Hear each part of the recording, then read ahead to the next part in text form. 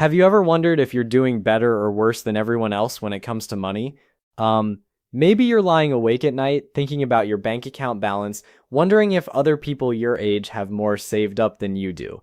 Or perhaps you're scrolling through social media, seeing people posting about their latest vacation or brand new car, and you can't help but wonder how they afford it all.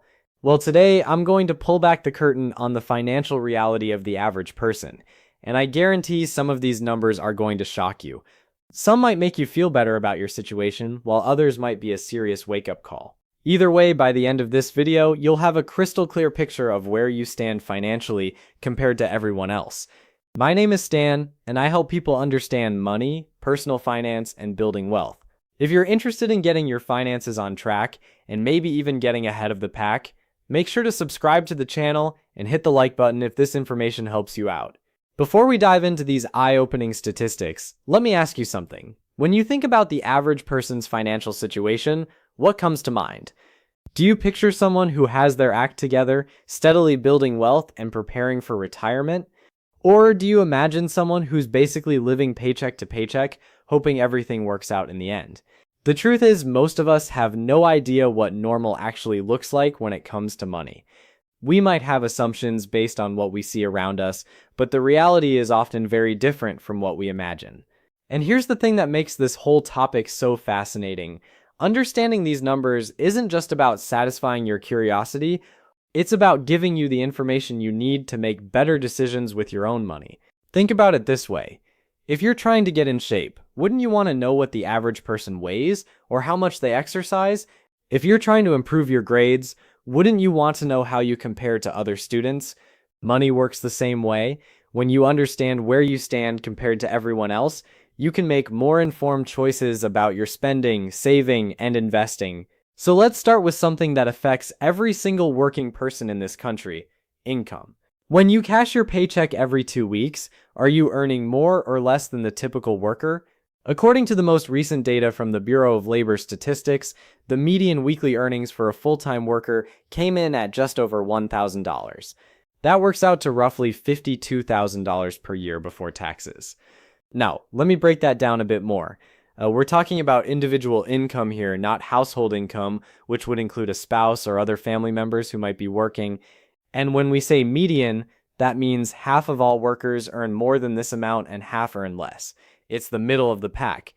If you're making around $26 per hour, you're right there with the average full-time worker. But here's where it gets interesting. That $52,000 figure is before Uncle Sam takes his cut. After federal taxes, state taxes, Social Security, and Medicare, that number shrinks pretty quickly. Depending on where you live, you might be taking home somewhere between $35,000 to $40,000. Suddenly, that doesn't seem like quite as much money, does it? But income is just one piece of the puzzle. What really matters is what people are doing with that money once they earn it. And this is where things get really fascinating and honestly a little bit concerning. Let's talk about retirement savings, because this is where a lot of people are in for a rude awakening. According to the Federal Reserve's most recent survey, the median amount that Americans have saved for retirement is $65,000. Now, before you start feeling too good or too bad about that number, remember that this includes people of all ages who actually have retirement accounts at all. Here's the kicker. About 25% of Americans don't even have a retirement account. They have $0 saved for when they stop working. Zero. That means 1 out of every 4 people you meet is planning to rely entirely on Social Security when they retire, assuming it's even still around by then. For those who do have retirement savings, the numbers vary dramatically by age, and some of them are pretty alarming. People under 25 have a median balance of less than $2,000. Now, to be fair, if you're 23 years old and just starting your career, having $2,000 saved is actually not terrible. But it does highlight how important it is to start early. The 25 to 34 age group does a bit better with a median balance of around $14,000. But even that amount seems pretty small when you consider that these are people who have been working for several years and should be hitting their stride financially. By the time we get to the 65 and older crowd, the median balance climbs to around $88,000. And while that might sound like a decent chunk of change, let's put it in perspective. If you retire with $88,000 and follow the traditional 4% withdrawal rule, you'd be able to pull out about $3,500 per year from your retirement accounts. That's less than $300 per month. $300 per month? Think about that for a second. Could you live on $300 per month in retirement? Even if you own your home outright and have no mortgage payment, $300 wouldn't cover your groceries, utilities, healthcare, and everything else you need to survive. This is why understanding these statistics is so important. If you're in your 20s, 30s, or 40s, and you're looking at these retirement numbers, you should be having a serious conversation with yourself about whether you're saving enough, because the average person clearly isn't. Speaking of Social Security, since so many people are planning to rely on it heavily, let's look at what the average benefit actually provides. The Social Security Administration reports that the average monthly benefit is around $1,550. That's about $18,600 per year. Now, $18,000 might sound like it could be workable, especially if you don't have a mortgage payment. But remember, this is the average payment. If you had years where you didn't work or earned very little money, your benefit could be significantly lower than this. And if you're someone who never earned much during your working years, you might be looking at a Social Security check that's barely enough to keep the lights on. On the flip side, some people take a completely different approach to Social Security. They plan their retirement assuming they won't receive a dime from Social Security, treating any benefit they do receive as a bonus. This might seem overly cautious, but given the long-term funding challenges facing the program, it's probably not a bad way to think about it. But let's shift gears and talk about something that affects your day-to-day life right now: spending. How much does the average household actually spend each month? According to the Bureau of Labor Statistics, American households spend an average of about $5,577 per month. Over the course of a year, that adds up to roughly $67,000 in total spending. Now think about what this means. If the average household is spending $67,000 per year, they need to bring home at least that much just to break even. And remember, we're talking about take-home pay here, not gross income. So if you want to have any money left over for savings, investments, or building wealth, you need to be earning significantly more than $67,000 per year as a household. This spending breaks down into some pretty predictable categories, but the amounts might surprise you. The biggest chunk goes to housing, which shouldn't shock anyone who's ever paid rent or mortgage. The average household spends about $1,885 per month on housing costs. That includes rent or mortgage payments, property taxes, insurance, utilities, and maintenance. $1,885 per month on housing. That's over $22,000 per year just to keep a roof over your head. And if you're living in a major city, you're probably laughing at how low that number sounds. In places like San Francisco or New York, $1,800 might get you a closet with a window if you're lucky. Food comes in as the second biggest expense, with the average household spending about $691 per month on groceries and dining out. That's over $8,000 per year just to keep everyone fed. And honestly, if you're spending less than $700 a month feeding your family, you're probably doing something right. Either that, or you've mastered the art of living on ramen noodles and peanut butter sandwiches. Transportation eats up another $913 per month, which covers car payments, insurance, gas, maintenance, and public transportation. Nearly $11,000 per year just to get from point A to point B.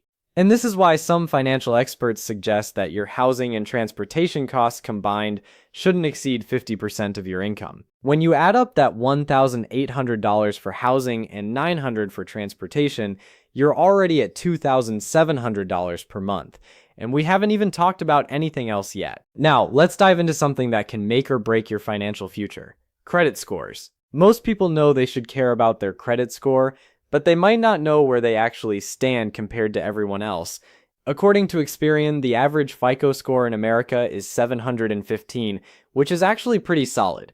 Credit scores range from 300 to 850, so 715 puts the average person in what's considered good credit territory. But here's what's interesting about this number. It means that a lot of people are doing at least some things right when it comes to managing their credit.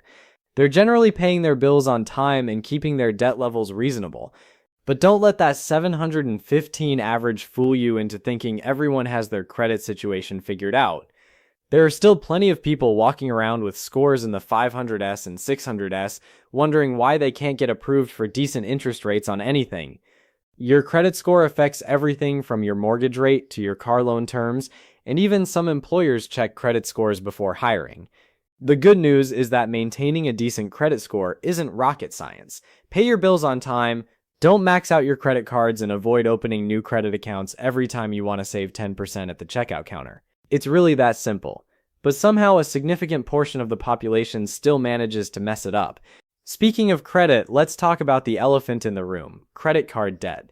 This is where things get ugly fast. The average household is carrying over $9,000 in credit card debt. $9,000. That's not a car loan or a mortgage where you're buying something that holds value. That's $9,000 spent on stuff that's probably sitting in closets gathering dust or already thrown away.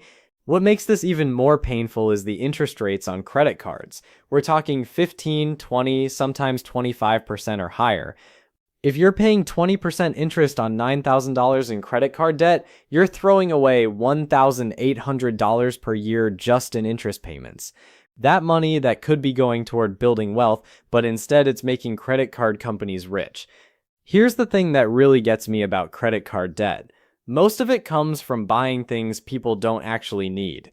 Sure, sometimes people use credit cards for emergencies or unexpected expenses, but let's be honest, a lot of that $9,000 went toward clothes, electronics, dinners out, online shopping sprees, and impulse purchases that seemed like a good idea at the time. The solution is pretty straightforward, even if it's not always easy to implement. Pay off your credit card balances in full every single month. If you can't afford to pay cash for something, don't put it on a credit card unless it's a genuine emergency. And if you're already carrying a balance, make paying it off your top financial priority even before you start investing for retirement. There's no point in earning 7% in the stock market if you're paying 20% on credit card debt. Now, let's talk about net worth, which is probably the best single number for measuring your overall financial health. Net worth is simply what you own minus what you owe. Add up the value of your house, your cars, your bank accounts, your retirement accounts, and everything else you own. Then subtract your mortgage, credit card debt, student loans, and any other money you owe. Whatever is left is your net worth. According to the Federal Reserve, the median net worth for American households is about $122,000. But just like with retirement savings, this number varies dramatically by age, and some of the breakdowns are pretty eye-opening. If you're under 35, the median net worth is less than $14,000. Now, if you're 25 years old and just starting your career, having $14,000 in net worth isn't terrible. But if you're 34 and still sitting at $14,000, you might want to have a serious conversation with yourself about your financial trajectory. The 35 to 44 age group does better with a median net worth of $91,000. The 45 to 54 crowd hits $168,000. People between 55 and 64 have a median net worth of $212,000. And those 65 to 74 years old hit $266,000. Here's what I find fascinating about these numbers. They're actually pretty achievable for most people with decent incomes and some basic financial discipline. You don't need to be a stock market genius or start the next big tech company to hit these milestones. You just need to consistently spend less than you earn and invest the difference. But there's another side to this coin that we need to address. Savings rates. How much of their income is the average person actually setting aside?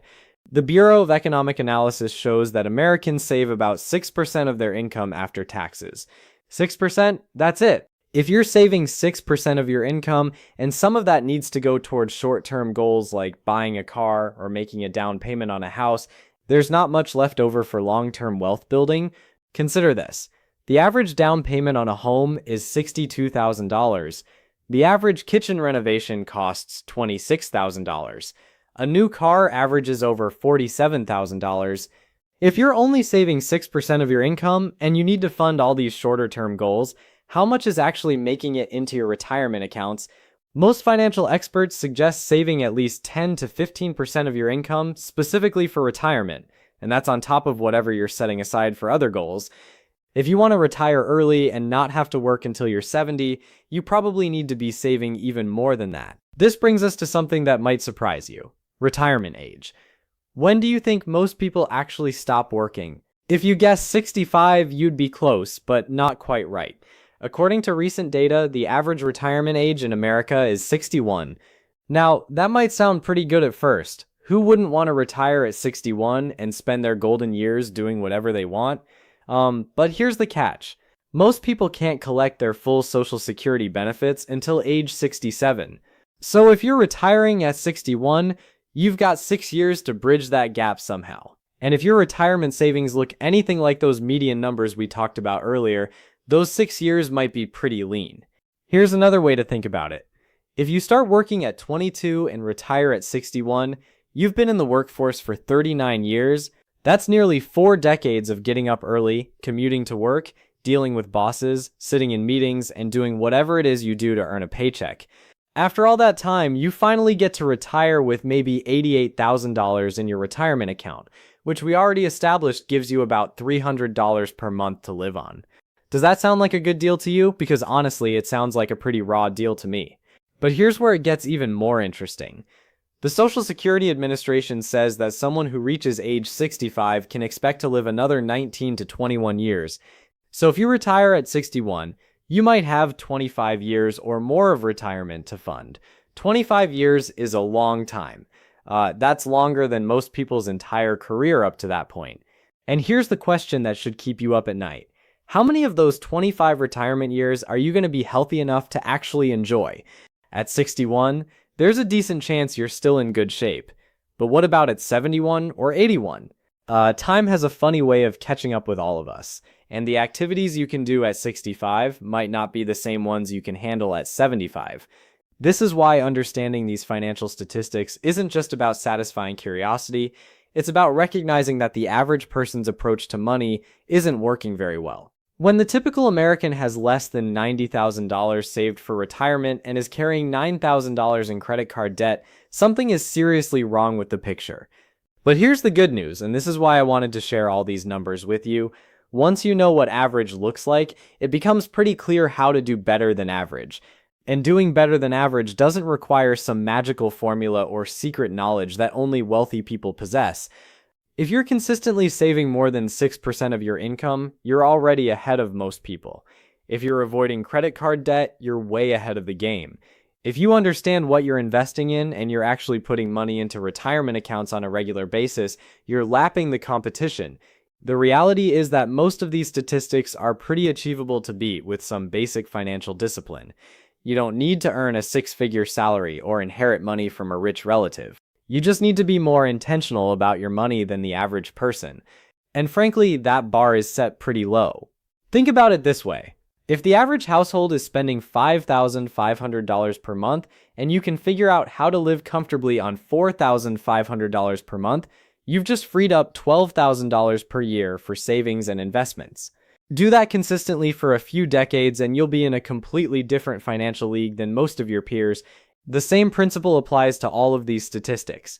Beat the average by a little bit in multiple areas, and the compound effect over time becomes massive. Earn a bit more than $52,000 per year, save more than 6%, avoid credit card debt, and invest consistently in low-cost index funds, and you'll retire with significantly more than $88,000. What I find most interesting about all of this is how these numbers reveal the gap between what people say they want and what they actually do. Everyone says they want financial security. Everyone says they want to retire comfortably. Everyone says they want to stop worrying about money. But the average person's behavior doesn't match up with these goals. Maybe that's because most people don't actually know what average looks like. Maybe they assume everyone else has their financial act together, so they don't feel any urgency to change their own habits. Or maybe they know they should be doing better, but they don't know where to start, or they think it's too late to make a difference. If you're watching this video and some of these statistics hit a little too close to home, don't panic. The fact that you're here learning about money and trying to understand your financial situation already puts you ahead of a lot of people. Most folks never even take the time to figure out where they stand or what they need to do differently. The key is to use these numbers as motivation, not as an excuse to give up. If you're 35 with less than $14,000 in net worth, that doesn't mean you're doomed to financial mediocrity. It means you have some work to do, but you also have 30 years or more to get it right. And if you're already doing better than these averages in some areas, don't let that success make you complacent. Maybe you have a solid credit score and no credit card debt, but your retirement savings are behind. Or maybe you're great at saving money, but you're keeping it all in a savings account, earning practically nothing instead of investing it for growth. The bottom line is this: these financial statistics of the average person should be eye-opening, but they should also be empowering. When you know what normal looks like, you can make informed decisions about whether you want to be normal or whether you want to be better than that. Personally, I think you deserve better than retiring at 61 with $88,000 and hoping Social Security doesn't run out of money. You deserve better than carrying credit card debt and spending every dollar you earn. You deserve the peace of mind that comes with having your financial house in order. These statistics show us where the average person ends up, but they don't have to define where you end up. Use them as a starting point, not a finish line. Because once you understand what most people are doing with their money, it becomes pretty clear how to do something different and get much better results. The choice is yours.